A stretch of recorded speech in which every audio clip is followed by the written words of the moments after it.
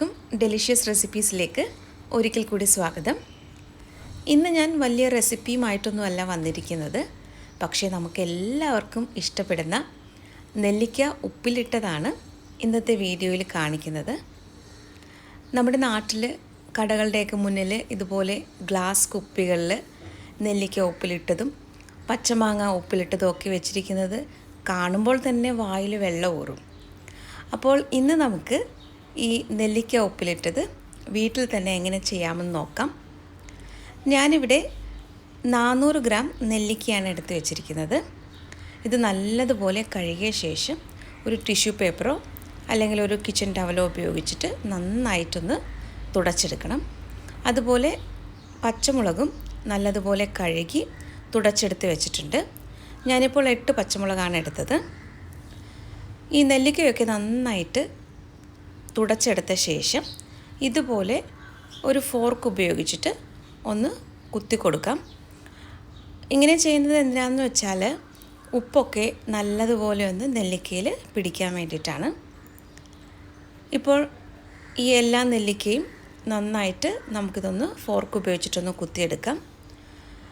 പച്ചമുളകിന് പകരം കാന്താരി മുളക് കിട്ടുമെങ്കിൽ അതായിരിക്കും ബെസ്റ്റ്. ഇവിടെ എനിക്ക് കാന്താരി മുളക് കിട്ടാത്തതുകൊണ്ടാണ് ഞാൻ പച്ചമുളക് എടുത്തത്. ഇനി നമുക്ക് ഒരു പാത്രത്തിലേക്ക് 1 ലിറ്റർ വെള്ളം ഒഴിക്കാം. വെള്ളം ഇപ്പോൾ ഒന്ന് ചൂടായി വന്നിട്ടുണ്ട്. ആവശ്യത്തിനുള്ള ഉപ്പ് ചേർത്ത് കൊടുക്കാം. ഞാനിപ്പോൾ ഇവിടെ 3 ടീസ്പൂൺ ഉപ്പ് ചേർത്തിട്ടുണ്ട്. ഇത് നന്നായിട്ടൊന്ന് മിക്സ് ചെയ്തെടുത്ത ശേഷം ഒന്ന് ടേസ്റ്റ് ചെയ്ത് നോക്കുക. ഉപ്പ് അല്പം ഒന്ന് മുന്നിട്ട് നിൽക്കണം. എങ്കിൽ മാത്രമേ നെല്ലിക്ക ചേർത്ത ശേഷം അതിലാവശ്യത്തിനുള്ള ഉപ്പുണ്ടാവുകയുള്ളൂ. ഇപ്പോൾ വെള്ളം ഒന്ന് തിളച്ച് വരാൻ തുടങ്ങിയിട്ടുണ്ട്. ഇനി നമുക്ക് ഈ നെല്ലിക്ക അതിലേക്ക് ഇട്ട് കൊടുക്കാം. ഇത് 20 നെല്ലിക്കയുണ്ട്. ഇതിപ്പോൾ എടുത്തു വെച്ചിരുന്ന എല്ലാ നെല്ലിക്കയും ഞാൻ വെള്ളത്തിലേക്ക് ചേർത്തിട്ടുണ്ട്. ഇനി ഇത് കൂടുതൽ സമയം വേവിക്കേണ്ട ആവശ്യമില്ല. ഒരു 3 മിനിറ്റാണ് ഞാനിതൊന്ന് തിളപ്പിച്ചെടുക്കുന്നത്.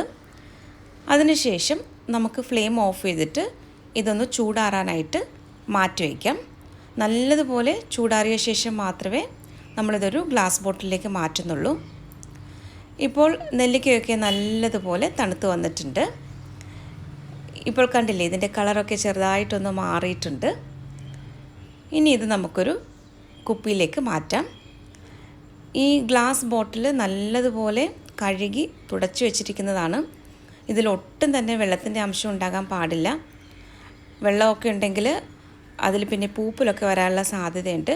അപ്പോൾ നന്നായിട്ട് തുടച്ചെടുത്ത ശേഷം നമുക്ക് ഈ നെല്ലിക്ക ഇതിലേക്ക് ചേർത്ത് കൊടുക്കാം.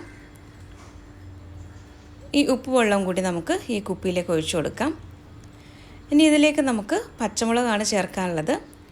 പച്ചമുളക് ഒന്ന് നെടുകെ കീറിയ ശേഷമാണ് ഞാൻ ഇതിലേക്ക് ചേർക്കുന്നത്. 8 പച്ചമുളക് ഞാൻ ചേർത്തിട്ടുണ്ട്. കാന്താരി മുളക് കിട്ടുമെങ്കിൽ അത് ചേർക്കുന്നതായിരിക്കും ഏറ്റവും നല്ലത്. അങ്ങനെ നമ്മുടെ നെല്ലിക്ക ഉപ്പിലിട്ടത് ഇവിടെ റെഡി ആയിട്ടുണ്ട്. ഇതിങ്ങനെ തന്നെ കഴിക്കാൻ നല്ലതാണ്. അതല്ല എന്നുണ്ടെങ്കിൽ നെല്ലിക്ക ചമ്മന്തി അരയ്ക്കാൻ വേണ്ടി ഉപയോഗിക്കാം. നമുക്ക് അച്ചാർ തയ്യാറാക്കാനായിട്ട് ഇത് ഉപയോഗിക്കാം. അപ്പോൾ നമ്മുടെ നെല്ലിക്ക ഉപ്പിലിട്ടത് എല്ലാവർക്കും ഇഷ്ടമായെന്ന് കരുതുന്നു. നമ്മുടെ ചാനലിലെ റെസിപ്പികളൊക്കെ നിങ്ങൾക്ക് ഇഷ്ടമാകുന്നുവെങ്കിൽ സബ്സ്ക്രൈബ് ചെയ്യാൻ കൂടി മറക്കരുതേ.